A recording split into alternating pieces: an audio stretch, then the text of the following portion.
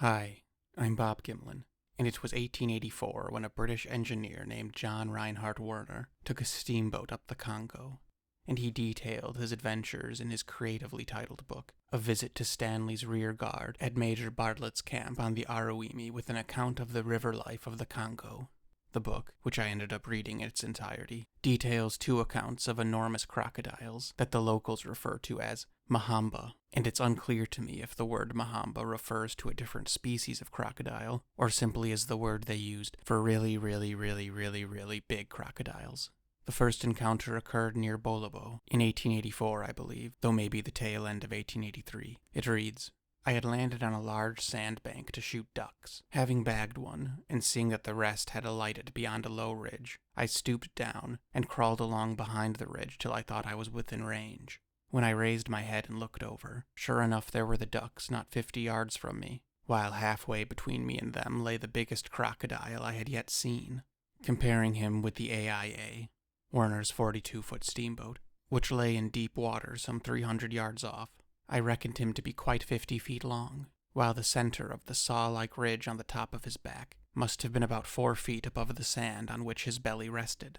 Having only a shotgun with me, I considered it advisable to get a little further off, and in doing so, alarmed the ducks, which flew away to another bank, as we were quite out of meat on board. This sight so wrought upon my feelings that, forgetting all about the crocodile, I took a snapshot after the ducks, which I missed, but so frightened the huge saurian that he made off for the water, scattering the sand far and wide with a sweep of his tail. His second encounter took place in 1888, near Bengala, so that's about 4 years and some 100 miles after his first. And in this 1888 encounter, Werner, interestingly enough, seems to have run one over with his steamboat, and this sketch you're seeing was drawn by Werner himself.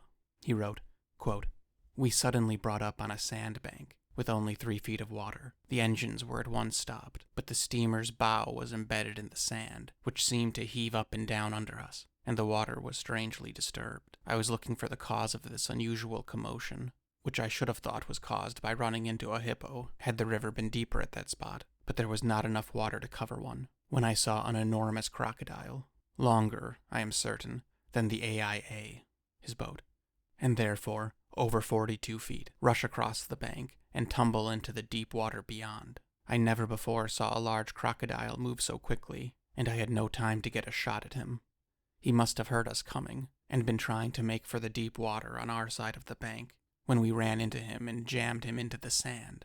We struck him while moving at the rate of 4 miles an hour, but during the short time he was in view, I could not see that he bore any marks of the collision. Okay, so we have one account of a crocodile over 42 feet in length, and one account of a 50-plus foot crocodile. And if we're to give John the engineer Werner's size estimations any credit, then we must accept that these two encounters were not the same crocodile, because the beast sighted in 1884 was larger than the specimen sighted in 1888, and I don't think that crocodiles can shrink. Like me, I'm shorter than I used to be. From my extensive binge researching on crocodiles, which I think most young minds went through at some point or another, I know that anything over 25 feet is typically considered fantasy for crocodile size. It is a little hard to fathom that Werner's first sighting, as well as the Mahamba in general, is supposed to be twice the length of this whale. The largest known species of extant crocodile, of course, is the saltwater crocodile, which Werner certainly wasn't seeing, as they live between Australia and India. But the largest living salty ever credibly measured was Lolong, at 20 feet and 3 inches, or 6.17 meters, and he weighed just shy of 2,400 pounds, or 1,080 kilos. Lolong was captured in the Philippines in 2011. He was suspected of consuming a fisherman and a schoolgirl, though there was never any evidence of this. There were lots of giant crocs around, so I don't think picking the largest is any way to indicate the likelihood of being a man-eater. Lolong was used as a tourist attraction, and because of his habit of sinking to the bottom in murky water, his captors would frequently drain his tank so the viewing public could see him, and within just a couple of years he died from cardiac arrest and pneumonia, likely exacerbated by stress. But the draining of the tank offers a tidbit of information about these giants. At that size, they need to spend most of their time in water, lest they be crushed by their own mass, which I personally think is what happened to Lolong. There was a slightly larger specimen found in Papua New Guinea in the late 70s, 79 I think, and he was found after drowning in a fishing net. Can you imagine pulling in a net and seeing that? He was a few inches longer than Lolong, but not significantly larger. Maybe surprisingly, but maybe not. Locals said that Lolong was not actually the dominant crocodile in the water system, and that there was also a 24 to 29-foot crocodile that they called Podal, and he was never caught, though to be fair, I'm not sure how you would go about doing that. And there is some alleged footage of Podal, but the problem, as usual with water things, is that there's no scale, no pun intended. Indeed, various potato footage shows a monstrous crocodile that could easily be anywhere between 20 and 30 feet, which of course is not helpful at all in establishing a record. But those are salties, which shouldn't live anywhere near the Congo. So as for the creature that Werner saw, as far as we know, it was almost certainly a Nile crocodile, Crocodilus niloticus, and there is a lot of debate on the subspeciation of Niloticus. Biologists argue that there are between 3 and 7 subspecies, all of which are extremely similar, much like how the North American black bear has 17 subspecies, but they're also similar that nobody really cares. The only distinct species of crocodile other than Niloticus that Werner could have seen, that we know of, is the West African crocodile, Crocodilus sucus, which certainly lives in the Congo alongside Niloticus. Genetic testing in 2003, and then confirmed in 2011, kinda surprisingly, revealed that Niloticus's closest ancestor is actually the American crocodile. The West African crocodile, that's sucus, is usually somewhat smaller than Niloticus. And by the way, sucus is actually the type that were mummified and deified by the ancient Egyptians. Sucus rarely exceeds 13 feet in length, while Nilo rarely exceeds 16 feet in length. Henry, the Nile crocodile, currently resides in Croc World, South Africa. He is just over 16 feet in length, and he was captured after turning to man-eating. Yes, this fellow right here has eaten a good amount of people. But get this, he was captured in 1903, when he was already a mature animal. And seeing as Henry had turned to man-eating by the time he was captured in 1903, he was likely at least 10 years old, meaning he's currently about 135 years old, which for context means he's roughly the same age as Adolf Hitler. And though Henry is certainly the oldest Nilo on record, the largest Nile crocodile ever recorded was a specimen shot in 1980. He was 21 feet and 2 inches long, and there was no way to weigh him, but he was estimated to weigh 2,400 pounds. And that's actually kind of surprising, because this means that the largest ever credibly recorded crocodile was actually a Nile crocodile, not a saltwater croc. But the next largest Nile crocodile ever credibly catalogued was only 19 feet in length. So though the largest crocodile ever credibly recorded was a Nile crocodile, there are far more salties over 20 feet than Nilos, so it is still safe to say that saltwater crocodiles are still the larger of the two species. Which is actually kind of curious to me, because one would think that Nilos have far more access to food. The same reason that Kodiaks are bigger than grizzlies. This is actually a picture of Gustav, one of the largest Nile crocodiles ever spotted. He's about 20 feet long, 70 years old, and has killed hundreds of people. And it absolutely blows my mind how people can find this claim dubious. Look at him.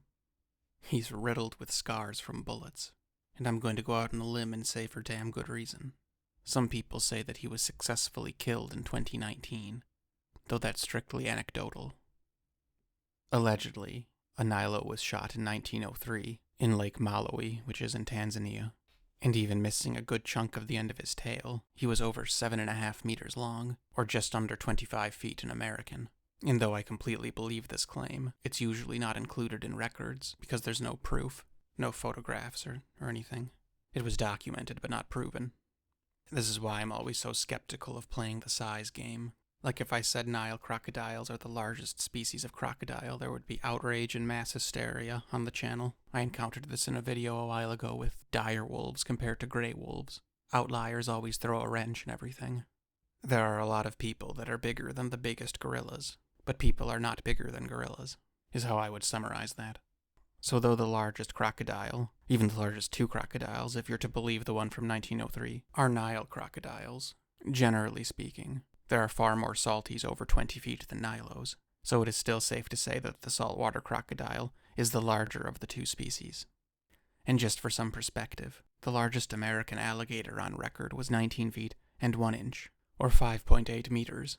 which is longer than either the second or third longest Nilo, depending on whether or not you believe the 1903 specimen. But the scale used to measure that 19-foot Nilo maxed out at 2,000 pounds, and the Nilo exceeded that, and the 19-foot American alligator weighed a mere 1,043 pounds, or 490 kilograms, making Niloticus far larger than the American alligator. Literally twice its weight per length, it seems. Okay, that was just a little foray into the world of crocodilian magnitude, and we have learned that even the largest crocodiles are not even half the size of Werner's crocodiles, and seeing as the largest specimens of the largest species don't even come close to Werner's creatures, like, not even half, except for this one, the question must be asked, does anyone else make this claim, or is this all based off of one engineer's 2 sightings? Well, an American biologist wondered just that. Dr. Roy Mackle, an American zoologist, made 2 expeditions to the Congo, and to be fair, he was more interested in 2 other cryptids, the Mokele Membe and the legged snake, Nguma moneni. But he also asked around about giant crocodiles, and this was in the early 80s. And indeed, the locals of the Congo River Basin claimed that there are large crocodiles that look similar to the Nilos, but are twice their size, which matches Werner's description, between 40 to 50 feet in length, and that they're known to burrow into riverbanks, and these caverns are a shocking 50 to 1,000 meters in length, which is huge. Like, 10 football fields huge. Or 9, I guess. And the fanciful part of me would like to believe that the ridiculousness of that claim actually lends it credibility. Would a crocodile that size be able to make a burrow that size? Probably, actually. That long, at least. Certainly not that wide. And might such a manufactured chasm attract some sort of food item? Most likely. But with only word of mouth to support it, I think it is quite unlikely. I mean, that's huge. That is a huge, huge burrow. But perhaps they don't build the burrows. Maybe they're just natural sinkholes that these giant crocs utilize. And does that sound like a stretch? Yes, it does. But just to the west of the Congo is Gabon, which is home to a unique group of dwarf crocodiles that live in caves, the Abanda caves. In 2015, 20 of these crocodiles were captured, documented, and released. They were blind and seemed to survive off crickets, dead bats, and algae, and they were a strange orange color, which may have something to do with the fact that they live in a pool of liquefied bat poo. But perhaps most surprisingly is the fact that some of the individuals were quite large. One dwarf croc pulled from the cave was 1.7 meters, which was just shy from the world record of dwarf crocodiles. So is it possible that a unique subset of Nilos live in underground caverns, rarely seen as they rarely leave the dark, and something about the ecology there allows them to grow far larger than average? Maybe, as long as they can maintain temperature, which clearly the dwarf crocodiles of Gabon do. So that's the first possibility, and quite frankly, I find it fairly ridiculous. So that's the first possibility. I think the second possibility is that there's either an undiscovered species, or thought to be extinct species of croc, living in the Congo River. When thinking about giant crocodilians, a lot of people go straight to dinosaur times, and the Deinosuchus genus, the largest of which is thought to be some 35 to 40 feet in length, which of course went extinct some 73 million years ago. And that's a very, very long time ago. But a lot of far more recent crocodiles matched or even exceeded the size of the dino killers, notably Purosaurus, Gryposuchus, Ramphosuchus, Euthecodon, and Sarcosuchus.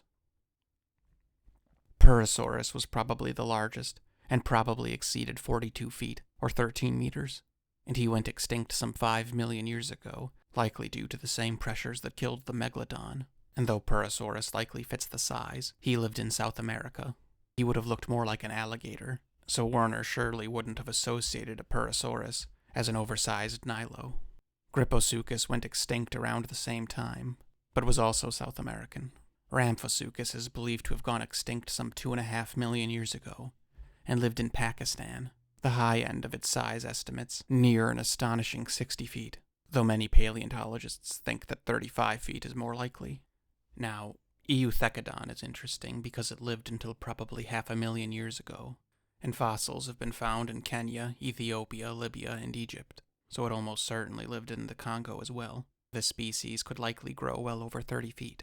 But the problem with Euthecodon as well as Ramphosuchus is that they were piscivores, that is, designed to eat fish, like the gharial, which makes sense. And if that was the case with the crocs that Werner saw, he would have certainly noticed the difference between the giant crocs and the normal nilos.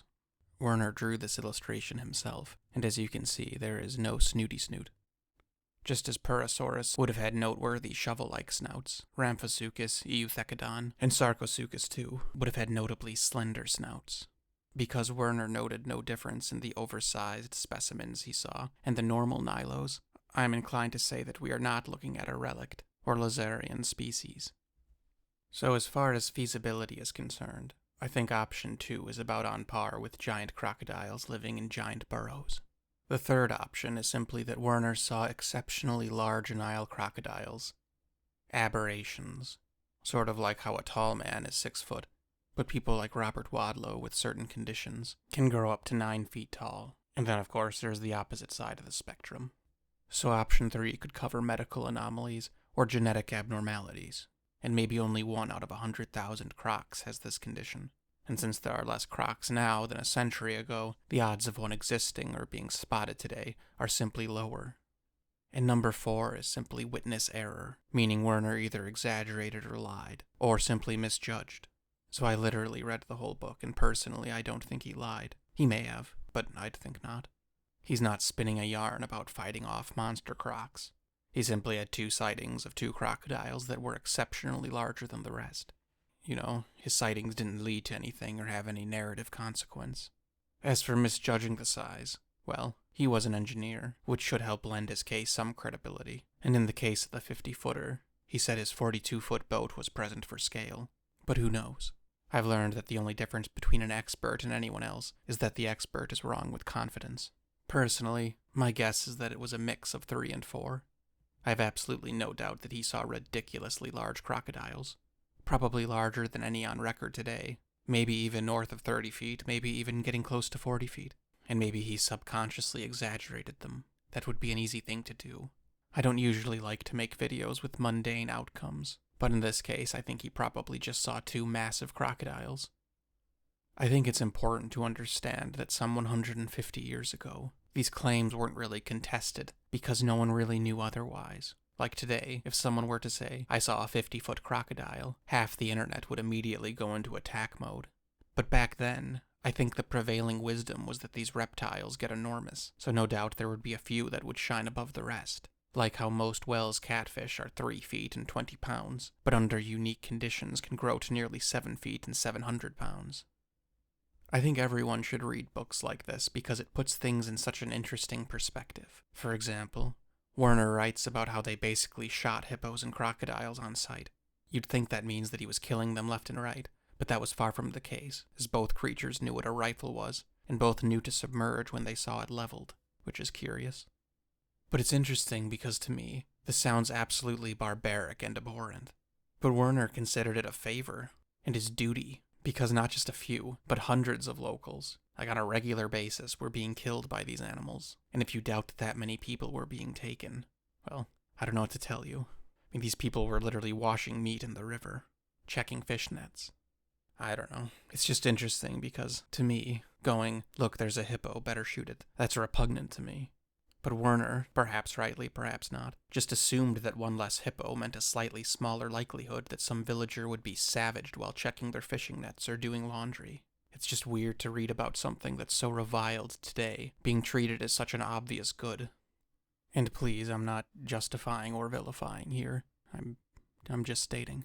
I cannot imagine scrubbing a bloody piece of meat in that water. Ugh.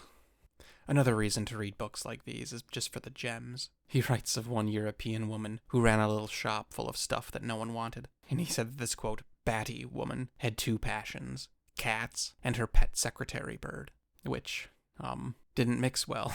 And he said that every time he saw her, she was wailing about how her bird had just eaten one of her kittens. So one time, Werner drew his pistol, aimed it at the bird, and said, I could solve this for you in a second flat. And she threw him out of the store. People be crazy. And while I have you here, I want to mention that when a lot of people see these giant crocodiles, they say, that's not a crocodile, that's a dinosaur. But when I think of a dinosaur, I think of this guy. I am much more frightened of a 50-foot one of these than a 50-foot crocodile. Another gem in this book involves a conversation Werner had in London before his trip. He was talking to an American who bragged about taking a steamboat all the way down the Mississippi to the Gulf. And he wrote, quote, "If only that Yankee could see me now." And it's funny because I imagine the American, like, "Yeah, we saw alligators." And Werner would be like, "Oh, that's cool. How many of your crew got eaten by elephants?" Anyway, I have no less than 5 human illustrators working at the moment, and they should all finish up pretty soon, so I'm quite excited about that. And anyway, again, and as always, thanks an awful lot for listening.